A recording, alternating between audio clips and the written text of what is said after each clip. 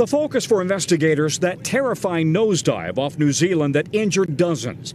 Passengers say the LATAM pilot claimed he suddenly lost control of the Boeing 787 when the flight data computers went dark. Meanwhile, 2 months since that mid-air MAX 9 emergency, sources close to the investigation say Boeing has failed 33 of 89 FAA audits.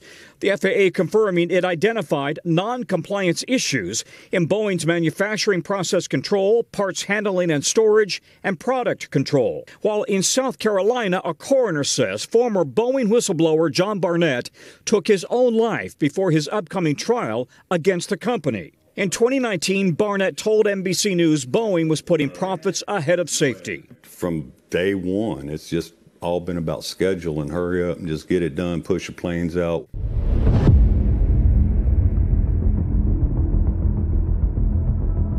I know that he did not commit suicide. There's no way.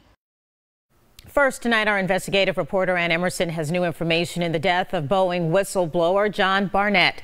A close family friend of Barnett says he predicted he might wind up dead, that a story could surface that he killed himself. But he told her, don't believe it. Ann?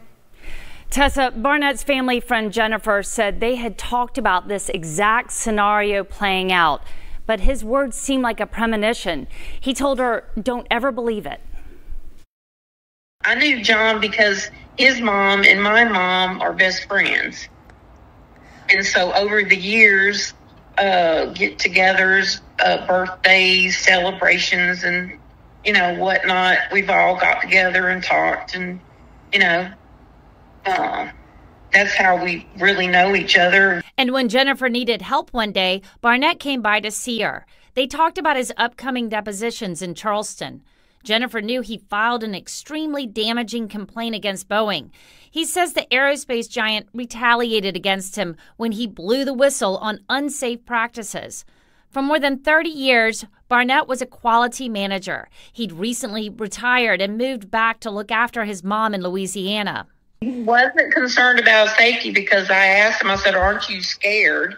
And he said, and his voice and the way he would talk, no, I ain't scared. He said, but if anything happens to me, it's not suicide. I know that he did not commit suicide. There's no way.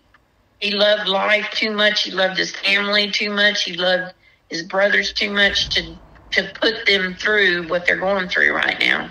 And he basically told you not to believe it. Yeah, basically, yeah. Not true. He's got too much to do, likes breathing. And he did. He had a lot of plans of things that he wanted to do. What do you think happened? I think somebody got in there and made, money can buy anything nowadays, it seems like.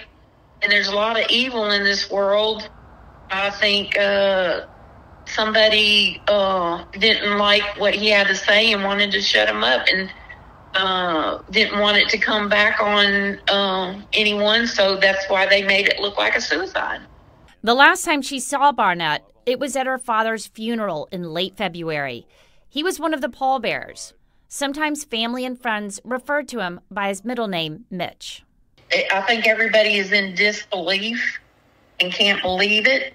And I told everybody that I don't care what they say, I know that Mitch didn't do that.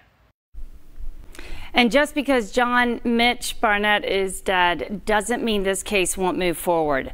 His attorneys say they're still prepared to go to trial in June. And because iniquity shall abound, the love of many shall wax cold.